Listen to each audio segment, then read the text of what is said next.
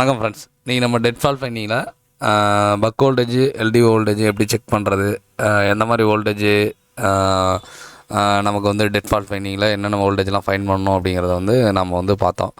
இதில் வந்து நம்ம பக் வோல்டேஜ் ஷார்ட்னாலும் ஃபோன் வந்து டெட் கண்டிஷன் போகலாம், எல்டி வோல்டேஜ் ஷார்ட்னாலும் போர்டு வந்து டெட் கண்டிஷன் போகலாம். இப்போ இந்த ஷார்ட்டில் நமக்கு ஒரு டவுட் இருக்கும், இந்த 0 வருது அப்படின்னு.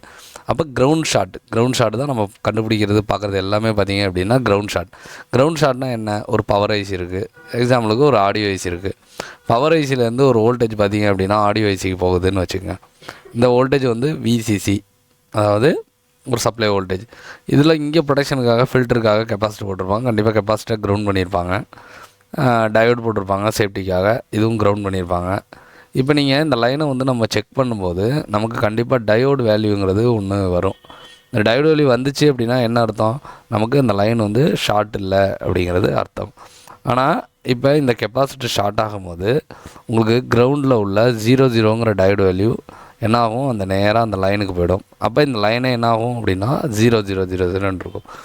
இந்த ஷார்ட் பேர் தான் பார்த்திங்க அப்படின்னா கிரவுண்ட் ஷார்ட் இருக்குது அப்படின்னா நமக்கு மல்டிமீட்டரை வச்சு உங்களால் ஈஸியாக ஃபைண்ட் பண்ணிட முடியும். பெரும்பாலான வரக்கூடிய ஷார்ட் பார்த்திங்க அப்படின்னா கிரவுண்ட் ஷார்ட்டாக தான் இருக்கும். கிரவுண்ட் ஷார்ட் தான் பார்த்திங்க அப்படின்னா மேக்ஸிமம் வரும். ஆனால் ஷார்ட்டில் கிரவுண்ட் ஷார்ட் மட்டும்தான் இருக்கா அப்படின்னா கிடையாது.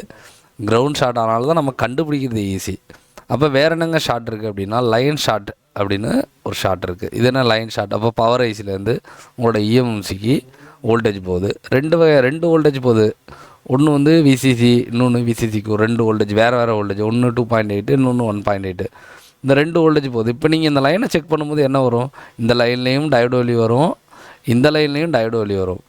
சில நேரம் என்ன நடக்கும் அப்படின்னா, ஆனால் இது ரேரான ஷார்ட் தான், ஆனால் இப்படியும் ஷார்ட் வரும். ஒரு கண்டுபிடிக்க முடியாத ஃபால்ட் போகுது அப்படின்னா நீங்கள் இந்த லெவல் செக் பண்ணுற மாதிரி இருக்கும். இந்த 2 லைனும் ஷார்ட் ஆகிடுச்சுன்னா என்ன நடக்கும் அப்படின்னா, உங்களுக்கு வேல்யூவில் சின்ன மாற்றம் வருமே தவிர இது 0 போகாது. ஃபோனு ஆன் ஆகுமானா கண்டிப்பாக ஆன் ஆகாது. உங்களோட இஎம்சி பவர் ஐசி ஏதோ ஒன்று நல்லா ஹீட் ஆகிறதுக்கான வாய்ப்புகள் இருக்குது. கண்டிப்பாக வந்து இஎம்சியோ பவர் ஐசியோ ஹீட் ஆகும், இல்லைன்னா ஓவரால் செக்ஷனே ப்ரொடியூஸ் ஆகாமல் இருக்கிறதுக்கு வாய்ப்பு இருக்குது. இதை தான் லைன் ஷாட்டுங்கிறோம். இந்த லைன் ஷாட்டை கண்டுபிடிக்கிறது கஷ்டம். வெளியில் போயிட்டு வர செட்லாம் பார்த்திங்க அப்படின்னா நிறையா லைன் ஷாட் நான் பார்த்துருக்கேன். இப்போ இந்த கிரவுண்ட் ஷாட் அப்படிங்கிறது நமக்கு ஃபால்ட் ஃபைண்டிங்கிறது ரொம்ப ஈஸியாக இருக்கும். மல்டிமீட்டர் வச்சு கண்டுபிடிக்கும் போது 0 இருந்துச்சுனாவே நம்ம கண்டுபிடிச்சிருவோம் கிரவுண்ட் ஷாட்டுன்னு. ஆனால் இந்த லைன் ஷாட்டுங்கிறது நம்ம கண்டுபிடிக்கிறதுங்கிறது கொஞ்சம் ஹார்டு. நீங்கள் ஒரு அட்வான்ஸ் டெக்னீஷியன் ஆகணும் அப்படின்னா லைன் ஷாட்டை வந்து ட்ரேஸ் பண்ணுற மாதிரி இருக்கும். அதாவது எல்லாமே பண்ணிட்டீங்க, எனக்கு அப்பையும் வந்து போர்டு வந்து அப்பாகலை அப்படின்னா லைன் ஷாட். ஆனால் லைன் ஷாட்டை வந்து நம்ம கண்டுபிடிக்க முடியாது. ஏன்னா இப்போ விசிசிக்கு ஏதோ ஒரு ஐசிக்குள்ளே இந்த பாலும் அந்த பாலும் கொஞ்சம் பக்கத்தில் இருக்குது அப்படின்னா மேபி அதுக்குள்ளே ஷார்ட் ஆகியிருந்தால், இதனால தான் ஒரு போர்டு நம்ம பக் வோல்டேஜ் செக் பண்ணிட்டோம், எல்டி வோல்டேஜ் செக் பண்ணிட்டோம், எல்லாம் செக் பண்ணிட்டோம். ஆனால் வந்து பவர் செக்ஷன் வந்து அப்பாகாது. பவர் ஐசி எடுத்து வச்சு பார்ப்போம், ரெடி ஆகும்.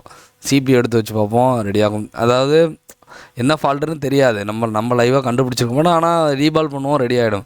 ஏன்னா ஒரு ஐசிக்குள்ளே உள்ள ஒரு 2 லைன் வந்து ஷார்ட் ஆகிருக்கும். அப்படி ஷார்ட் ஆகும்போது அதை கண்டுபிடிக்கிறது கஷ்டம். நீங்கள் வந்து ரேண்டமாக ஏதாவது பிக் பண்ணி நீங்கள் ஐசி க்ளீன் பண்ணி ரீபால் பண்ணி ஃபிக்ஸ் பண்ணும்போது தான் வந்து கண்டுபிடிக்கும். ஏதாவது ஒரு ஐசி சூடாகிடுச்சு அப்படின்னா ஓகே, லைன் ஷார்ட் இருக்கும்போது ஏதோ ஒரு ஐசி சூடாகுது அப்படின்னா நீங்கள் அதை எடுத்து ரீபால் பண்ணுவீங்க, சேஞ்ச் பண்ணுவீங்க, இதெல்லாம் பண்ணுவீங்க. ஆனால் எந்தவித ஹீட்டும் வந்து இல்லை அப்படின்னா லைன் ஷார்ட்டாக கண்டுபிடிக்கிறது கஷ்டம். கிரவுண்ட் ஷாட் தான் வந்து நம்ம மேக்ஸிமம் வரக்கூடியது. இப்போ நீங்கள் ஷார்ட்டுன்னு பார்த்துக்கிட்டாலே பார்த்தீங்க அப்படின்னா உங்களுக்கு பக் வோல்டேஜ் எல்டி வோல்டேஜை பற்றி சொன்னேன். அந்த இதில் கிரவுண்ட் ஷார்ட் தான் நம்ம பார்த்தீங்க அப்படின்னா நம்ம முழுக்க சொன்னது. ஏன்னா கிரவுண்ட் ஷாட் தான் மேக்ஸிமம் வரும். நீங்கள் டெட்ஃபால் ஃபைண்டிங் பண்ணுறீங்க அப்படின்னா கண்டிப்பாக கிரவுண்ட் ஷாட்டை நீங்கள் மேக்ஸிமம் நீங்கள் அட்டன் பண்ணிடணும். லைன் ஷாட் இருக்குது அப்படின்னா அது வந்து ரேர் தான், அது ரிசல்ட்டே வந்து அதுக்கு வந்து கம்மி தான். இப்போ டெட்ஃபால் ஃபைண்டிங்கில் நம்ம வந்து பக் voltage LT voltage line short வரைக்கும் போட்டுருவோம். இன்னும் ஒரு சில வீடியோக்கள் தான் வந்து இந்த சீரியஸில் போடுவோம். இது எல்லாத்தையும் நீங்கள் வந்து முழுசாக கற்றுக்கணும் அப்படின்னா உங்களுக்கு ஸ்கிமேட்டிக் ரீட் பண்ணுறதுங்கிறது ரொம்ப ரொம்ப இம்பார்ட்டன்ட். உங்களுக்கு ஸ்கிமேட்டிக் ரீட் பண்ணி சர்வீஸ் பண்ணணும் அப்படின்னு ஆசை இருந்துச்சுன்னா ஸ்க்ரீனில் இருக்க நம்பரை காண்டாக்ட் பண்ணுங்கள். நம்ம இன்ஸ்டியூட் பார்த்தீங்க அப்படின்னா சென்னை தாம்பரத்தில் இருக்குது. நீங்கள் வந்தீங்க அப்படின்னா ஒரு பெஸ்ட்டான ட்ரைனிங் உங்களுக்கு கிடைக்கும். Thanks friends.